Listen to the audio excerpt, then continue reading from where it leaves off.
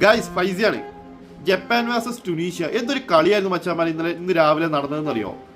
നമുക്ക് മറ്റേ കളിയൊക്കെ കണ്ട് ഉറക്കം വന്നെങ്കിലും ഈ കളി തുടങ്ങുന്നത് തന്നെ കൗണ്ടർ അറ്റാക്കോട് കൂടിയാ.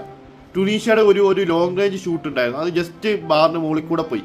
അവിടുന്ന് ജപ്പാൻ ഒരു കളി തുടങ്ങി. മാൻ, എന്തൊരു സ്പീഡാണ് ഇവരുടെ പെർഫോമൻസ് അറിയാം. എന്തൊരു സ്പീഡിലെ ചങ്ങായിമാർ കളിക്കുക, അത് വൺ ടച്ച് പാസ്. ഇവരുടെയൊക്കെ ചില പാസുകളാണ്. മിഡ്ഫീൽഡിൽ 2 ചെക്കന്മാരുണ്ട്, ഇവരുടെ പേരെനിക്ക് അറിയില്ല, പക്ഷേ ഒരു രക്ഷയില്ലാത്ത സപ്ലൈ ആണ് ഇവന്മാർ ചെയ്യുന്നത്.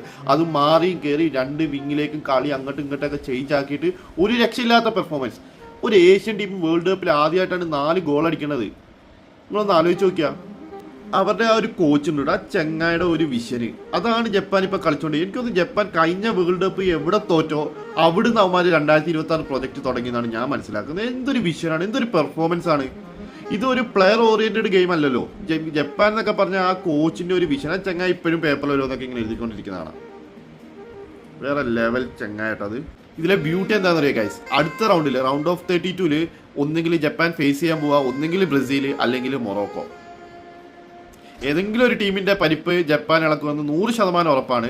അജാദ്രി പെർഫോമൻസ് ആണ് ജപ്പാൻ ചെയ്തുകൊണ്ടിരിക്കുന്നത്. സോ ഗൈസ്, ബ്രസീൽ ഫാൻസ്, നിങ്ങളുടെ ടെൻഷൻ അങ്ങോട്ട് കൂടിക്കൊണ്ട് നിങ്ങൾ എന്താ ഈ പ്രാവശ്യം ചെയ്തത്? എന്താണ് നിങ്ങളുടെ ഒരു അവസ്ഥ?